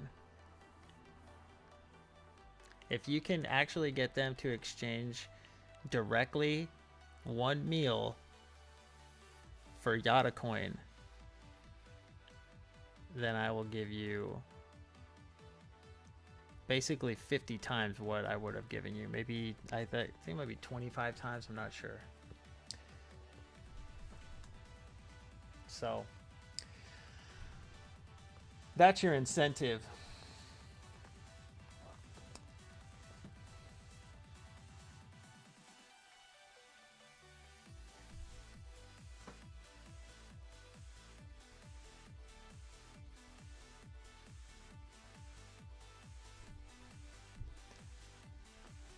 I like when you try to do the contest with many approach to the wallet. Is this still on the table since? I'm not sure I understand. I liked when you try to do the contest with many approach. Kirkland's signature, of course. The fuck is going on here?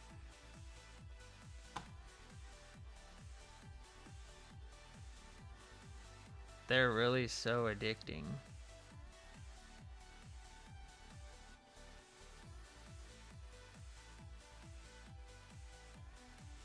Peanut butter. What? Hold on, I gotta look at this chat. This chat's getting away from me.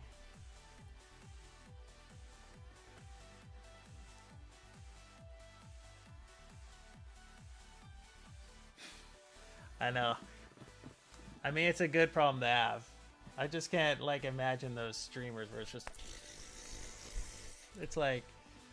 going crazy. Grab a few out and keep walking back to the pantry. They're really so addicting. Yeah, I made it grab some peanut butter pretzels. Yeah, those things are addicting. That's actually true. Those peanut butter pretzels are good. Got time to type. Got time to find food. One time in the general chat Discord, you say that anyone can build a case or try to put one Oh, put on other ESP displays, if I remember correctly. Yeah.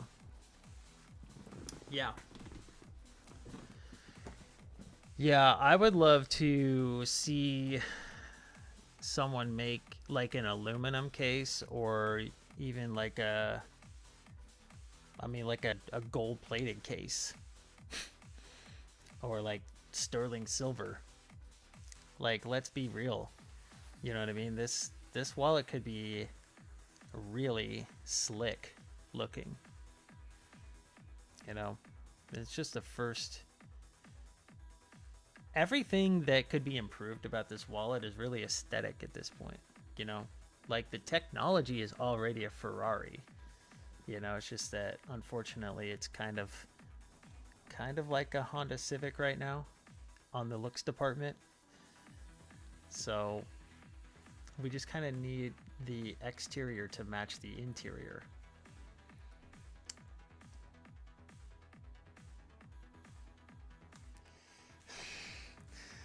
I know. The first gen, I'm not knocking it. I'm not knocking it. But, you know, we do check DM. That's never a good thing. Whenever I hear check DM, I know my DM is going to have something that's going to make me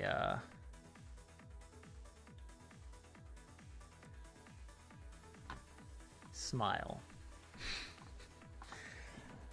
Something in the DM is going to make me laugh. Yeah, exactly. Yeah. Try a chic version. I will come back with a picture on Discord.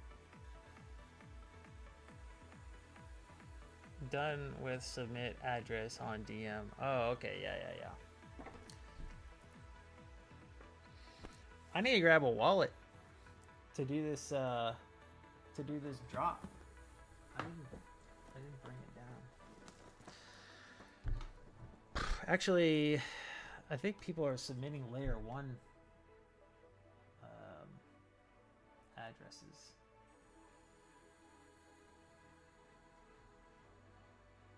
Let's grab up the layer 1 address.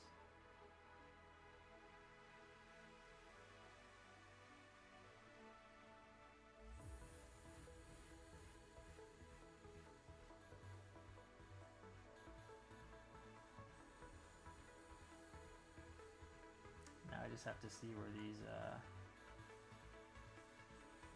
taking place. Okay, there it is.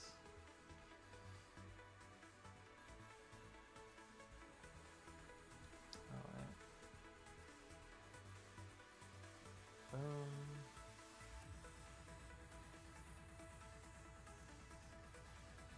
Alright, y'all.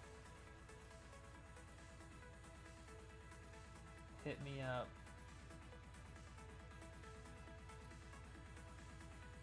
What DM did you send it to? On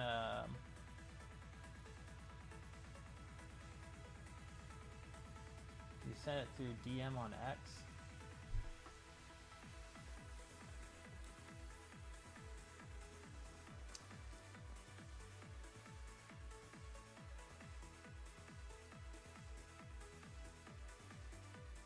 Mm, 1 hour ago. Okay, we have that.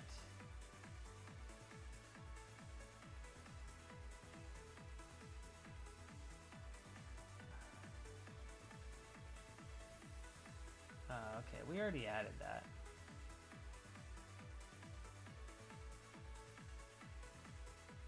That, yeah, okay. So, yeah, it looks like we have 2 airdrop addresses so far. Is what it appears. Yeah, all the platforms are looking good. Quite a few peeps on all of them.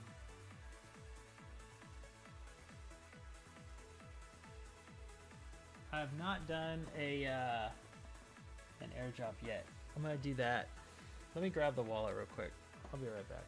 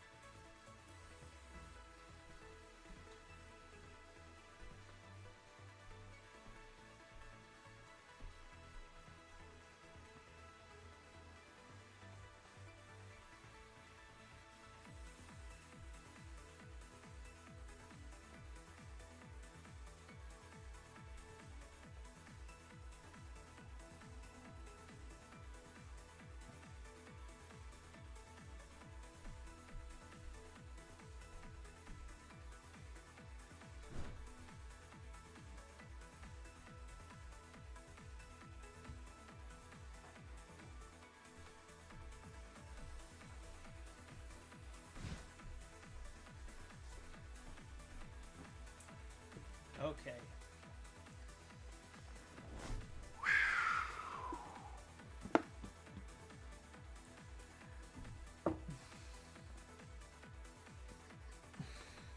Oh,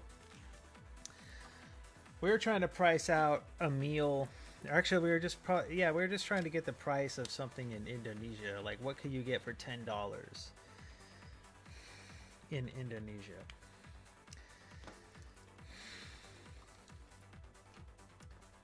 And it looks like it's about the same as maybe a little bit less.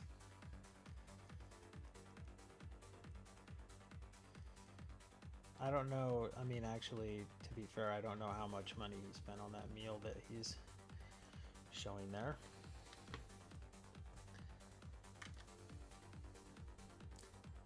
All right.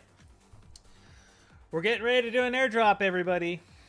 So, get your addresses in. I have one address, and it starts with 0x5A as an alpha.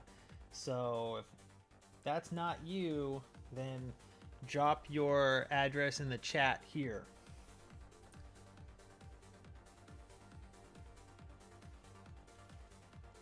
And we'll probably wrap it up for the night after that.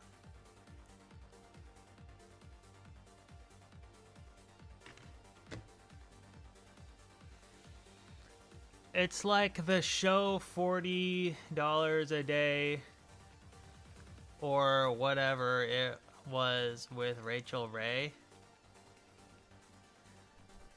Oh yeah, we're all up in Indonesia.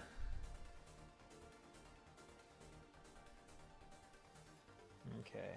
I think I have Chemical Soldier's address in there. 1JX. Oh yeah. So I should have said for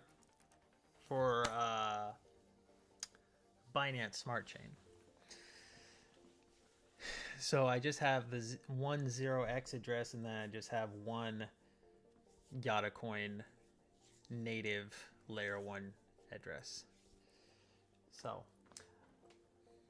if that is all, then we will proceed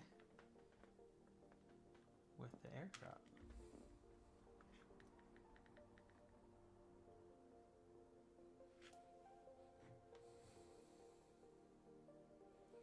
$636 rotation.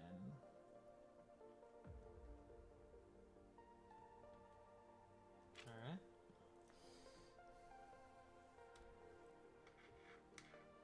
So we'll go ahead and do it.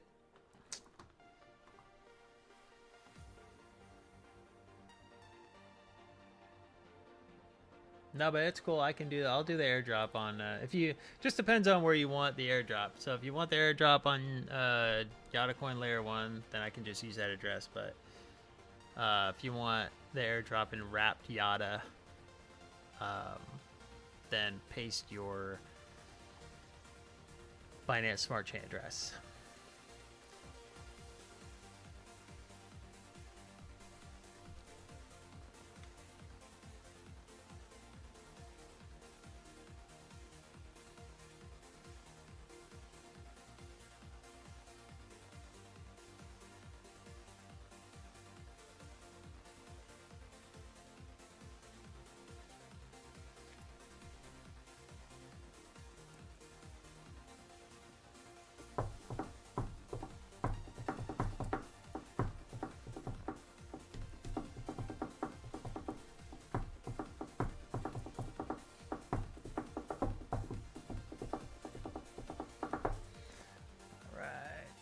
All right. We have another one. All right. Add recipient. All right, Cyberhouse Lord.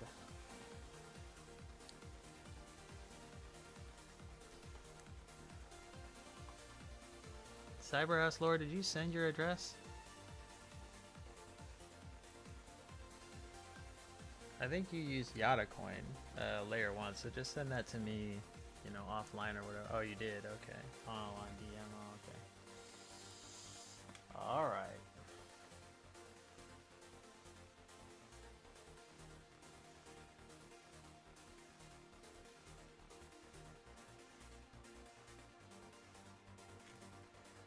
Okay, everybody.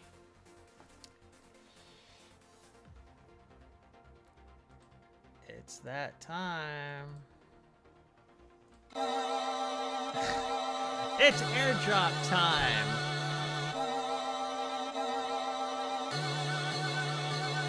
Uh-oh.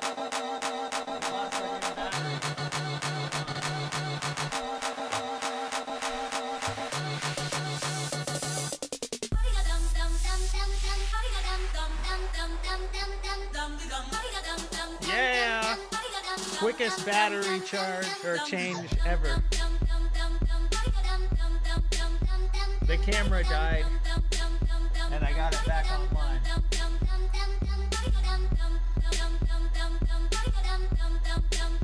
Okay, here we go. Here we go. Here we go. Here we go. Got the hardware wallet out. The whale wallet. I got my whale wallet out. It's kind of cool. I kind of like the name, honestly. Should we call it whale wallet from now on?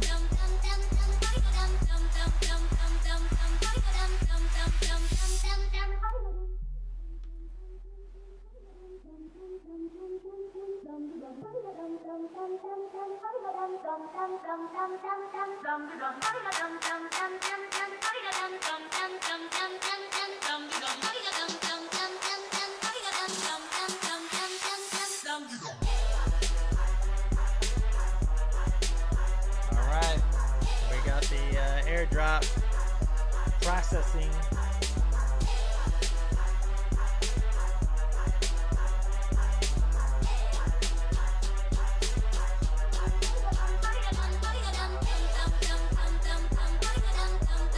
Go ahead and type a 1 if you want us to officially declare this the whale wallet. This is a binding decision right now.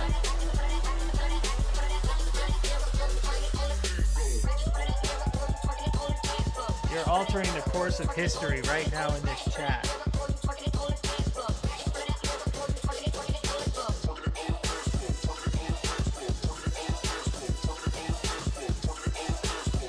Cyberhouse Lord, you keep sending emojis, but you don't send a 1. I think I need to think on that one. Okay, I sense some hesitation. I like the whale wallet AI URL. Okay, well, we'll think about it, because it is $200 for that domain, so I don't know. We'll have to think about that one. Anyway, that's it for tonight, everybody. Thanks for joining. That was fun. Someone gonna snatch it. Yeah. All right. Let's talk about it in